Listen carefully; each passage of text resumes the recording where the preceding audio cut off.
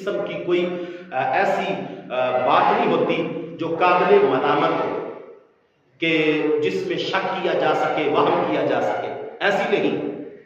یعنی نبی ایسا نہیں ہوتا کہ اس میں کوئی عیب ہو۔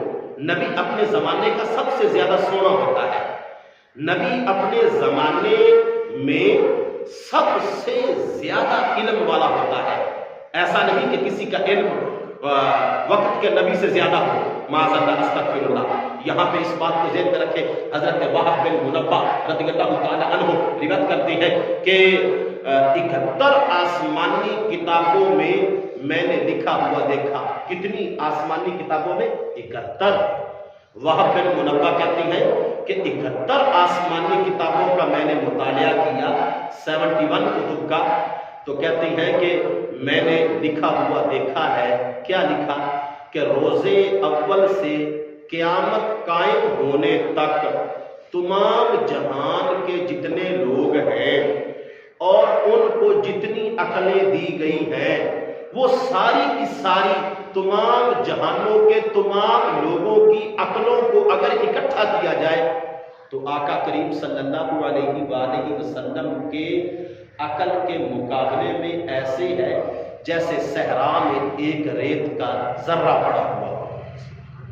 یعنی آقا کریم کا عقل مبارک، سوچ، فہم، ادراک وہ ایسے ہے جیسے بے حد و بے شمار صحرا، اور اس میں کتنی ریت ہوتی ہے۔ تو وہب بن منبہ رضی اللہ تعالی عنہ کہتے ہیں کہ 71 آسمانی کتابیں میں نے پڑھی اور 71 آسمانی کتابوں میں میں نے لکھا ہوا دیکھا کہ پہلے دن سے لے کے قیامت کے قائم ہونے تک جتنے لوگ ہیں اور ان کی جتنی عقلیں ہیں، وہ سارا عقل سارے لوگوں کا اور سارے جہانوں کا اگر وہ اکٹھا کیا جائے تو آقا کریم کی عقل کے مقابلے میں ایسے ہے جیسے کہ صحرا میں پڑا ہوا ریت کا ایک، یعنی کہ نبی ہر لحاظ سے کامل ہوتا ہے۔ اور یہاں پہ اس بات کو بھی ذہن میں رکھیں کہ یہ جو مرزائی ہے، ان کا جو مدعی نبوت، دعویٰ کرنے والا ہے نبوت کا، اس کی عقل کے تو کیا کہنے، نہ شکل سے، یعنی کہ اس کو ڈسکس کرنا ہی ایک غلطی ہے۔ اور یعنی کیا بیان کیا جائے، اس کے اوصاف کیا ہے، اس کی تعلیم کیا ہے۔ تو یہاں پہ اس بات کو بھی ذہن میں رکھیں کہ نبی جو ہوتا ہے وہ پہلے دن سے ہی نبی ہوتا ہے۔ اعلان اگرچہ وہ بعد میں کرے، میں آپ کے سامنے 2-3 باتیں ذکر کرتا ہوں۔ یعنی کوئی نبی ایسا نہیں کہ اس نے پہلے یہ کہا ہو کہ میں نبی نہیں ہوں اور بعد میں اس نے اپنی ہی کی ہوئی بات کا انکار کر دیا ہو، ایسا کچھ بھی نہیں۔ قرآن مجید کی ایک مثال ہے، یا یحییٰ خذ الکتاب بقوۃ وآتیناہ الحکم صبیا وحنانا من لدنا زکاۃ۔ یہ پارہ نمبر 16 میں آتا ہے۔ حضرت یحییٰ علیہ نبینا علیہ السلام، اے یحییٰ ہماری کتاب تورات کو مضبوطی سے تھامے رکھو، خذ الکتاب بقوۃ، مضبوطی سے تھامے رکھو، اور ہم نے انہیں بچپن ہی سے حکمت و بصیرت و نبوت عطا فرما دی تھی۔ ٹھیک ہے نا؟ یعنی کہ جو نبی ہے وہ کبھی بھی یہ نہیں کہتا کہ میں نبی نہیں ہوں اور پھر کچھ سال گزرنے کے بعد وہ کہے نہیں نہیں وہ مجھ سے بھول ہو گئی تھی، میں تو نبی تھا، جو میں نے پہلے کہا وہ تو غلط ہے۔ اسی طرح کر کے حضرت عیسیٰ علیہ نبینا علیہ السلام اپنا تعارف قوم کو کرواتے وقت کیا کہتے ہیں؟ قال انی عبد اللہ آتانی الکتاب وجعلنی نبیا وجعلنی مبارکا اینما کنت واوصانی بالصلاۃ والزکاۃ ما دمت حیا۔ یعنی کہ حضرت عیسیٰ علیہ نبینا علیہ السلام یہ ایک دوسری مثال ہے قرآن پاک میں حضرت یحییٰ کے بعد کہ انہوں نے پگھوڑے میں اپنی والدہ کی پاک دامنی کو بیان کرتے وقت جب تعارف اپنا اور اپنی ماں کا کروایا تو یہ کہا انی عبد اللہ، میں اللہ کا بندہ ہوں، آتانی الکتاب، مجھے کتاب دی گئی ہے، وجعلنی نبیا، اور مجھے نبی بنا کے بھیجا گیا ہے۔ اور یہ مرزائی، یہ کتا قادیانی، یہ دجال کبھی کہتا ہے، پہلے اس نے اپنا تعارف کروایا ایک مصنف کے طور پر۔ کس کے طور پر؟ ایک لکھاری، ایک مصنف. میں نے آپ کے سامنے یہ بات رکھ دی، نبی پہلے دن سے نبی ہوتا ہے، نبی اول دن سے نبی ہوتا ہے. جس طرح کہ میں نے حضرت عیسیٰ پاک کی مثال دی اور حضرت یحییٰ پاک کی مثال دی، اس طرح کر کے حضرت زکریا کی بھی مثال ہے، اور وہ بھی قرآن مجید کے اندر موجود ہے. لیکن اس نے اپنے ان تمام کے سب سے پہلے مصنف، اس کے بعد پھر چلتے چلتے چلتے چلتے مصنف سے آگے، لکھاری سے آگے جب بڑھا تو مناظر سے آگے بڑھا تو مجدد سے آگے، یعنی کہ اس بندے نے 1885 میں پہلی مرتبہ دعویٰ کیا کہ میں جو ہے وہ مجدد ہوں. کیا ہوں؟ اب دیکھنا، اس کے جھوٹا ہونے کے لیے اتنا ہی کافی ہے. جو اس کے فالوور ہیں معلوم نہیں کہ وہ اس کو مان کیسے لیتے ہیں. بھی نبی پہلے دن سے نبی ہوتا ہے، نبی کی شکل میں، اس کی عقل میں، اس کے فہم میں، اس کی سوچ میں، اس کے ادراک میں، اس کی گفتگو میں، اس کے اخلاق میں کسی قسم کا نقص نہیں ہوتا، عیب نہیں ہوتا. جن کی طرف وہ نبی بن کے آتا ہے، اللہ جس قوم کی طرف اپنے منتخب کیے ہوئے بندے کو نبی بنا کے بھیجتا ہے، وہ ہر لحاظ سے اس قوم سے افضل اور اعلیٰ ہوتا ہے، خواہ علم کا معاملہ ہو، خواہ کوئی معاملہ ہو. لیکن اس کے میں چند پینترے آپ کو بتاتا ہوں کہ اس نے کس طرح کر کے نبوت کی سیڑھی پر چڑھنے کی کوشش کی.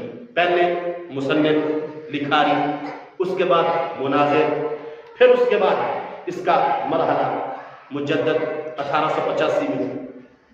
جس طرح کہ ڈاکٹر بشار احمد قادیانی اپنی کتاب مجدد اعظم میں لکھتا ہے کہ سب سے پہلے براہین احمدیہ میں، یہ اس کی کتاب ہے براہین احمدیہ، اس کے اندر اس نے اپنے آپ کو مرزا غلام احمد نے مجدد ہونے کا دعویٰ کیا. لیکن اس دعوی مجددیت کا اعلان خاص طور پر آپ نے 1885 کے شروع میں ایک اخبار کے اندر اشتہار دے کے کیا. ٹھیک ہے. دوسرا دعویٰ اس کا محدث کا، مجدد کے بعد کہ میں محدث ہوں. اچھا، یہ اس کا دوسرا دعویٰ تھا.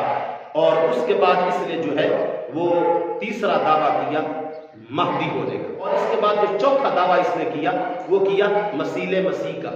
اور اس کا پانچواں دعویٰ عین مسیح کی آنکھ. پھر اس نے آگے چھٹے نمبر پہ جا کے مسیح ہونے کا دعویٰ کر دیا کہ میں عیسیٰ ابن مریم ہوں، اور اپنی ماں کو مریم کا نام دے دیا، اپنے آپ کو عیسیٰ کا نام دے دیا.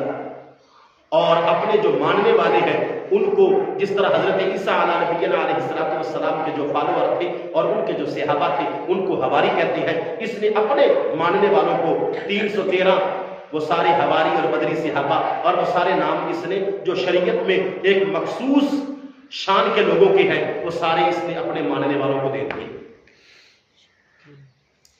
اچھا، اور 7ویں نمبر پہ اس نے دعویٰ نبوت کیا. تو 6 مرحلے جو پہلے ہیں، کیا اس سے پہلے بھی کسی نبی نے ایسا کیا کہ پہلے کسی نبی نے کہا ہو کہ نہیں؟ حالانکہ اس کی اپنی تحریروں میں یہ بات ثابت ہے کہ یہ سب کچھ جو ہے وہ انکار کے طور پہ بیان کرتا رہا. اور پھر اچانک سے ہی جب انگریزوں کے ہتھے چڑھا اور اسلام مخالفین کو ایک مسلمانوں کے اندر اپنا پلانٹڈ بننا چاہیے تھا، تو اس طریقے سے اس کا سفر جو ہے وہ شروع ہوا. منشی پونے سے ہٹ کے سیالکوٹ سے واپس قادیان میں آ کر سب سے پہلے مصنف، پھر آگے چلتے چلتے مناظر، پھر چلتے چلتے مجدد، پھر چلتے چلتے محدث، پھر چلتے چلتے مسیح، پھر چلتے چلتے عین مسیح، پھر چلتے چلتے مسیح، پھر مسیح سے آگے نبوت. اور پھر جب لوگوں نے اس کی گرفت کی تو کہنے لگا نہیں، میں نبی نہیں ہوں بلکہ میں ذلی نبی ہوں. ذلی نبی کیا ہوتا ہے کہ نبی نہیں ہوں، اس کا سایہ ہوں. ذیل کہتے ہیں سائے کو، عکس. اور پھر جب اس کی پکڑ ہوئی تو بروزی نبی ہوں، پھر حقیقی نبی ہوں. پھر کہنے لگا تشریعی 11ویں مرحلے میں دعویٰ کیا کہ میں ہی عین محمد ہوں.